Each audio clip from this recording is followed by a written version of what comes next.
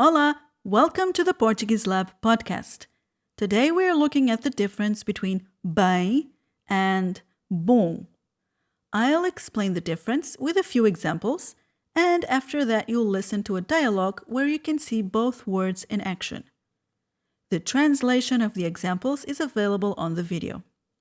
If you're a member of the Portuguese Lab Academy, be sure to practice with the available exercises in this lesson. So let's get started.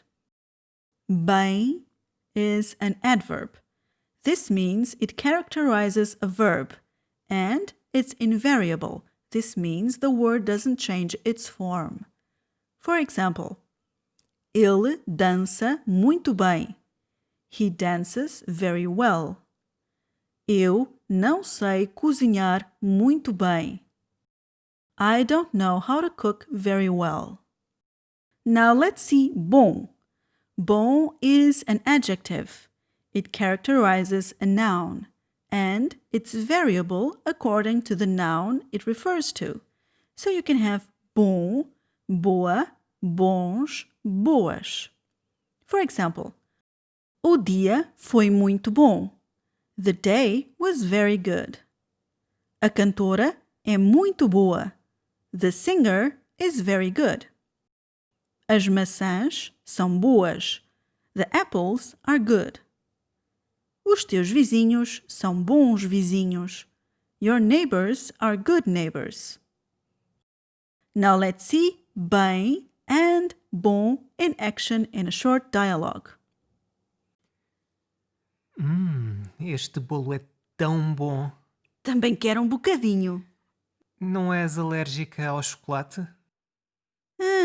Eu não sou alérgica a nada.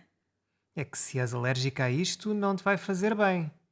Já te disse que não sou alérgica. Dá cá uma fatia.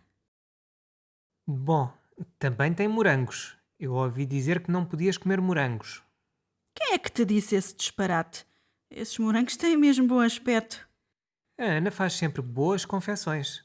Fez este bolo ontem à noite. É mesmo fresquinho. Sim, ela cozinha mesmo bem. Espera lá. Esse é o bolo que caiu ao chão ontem? A Ana disse-me que tinha feito um bolo, mas que não se podia comer. O cão já estava a lambê-lo quando ela voltou a entrar na cozinha. Este bolo... Acho que sim.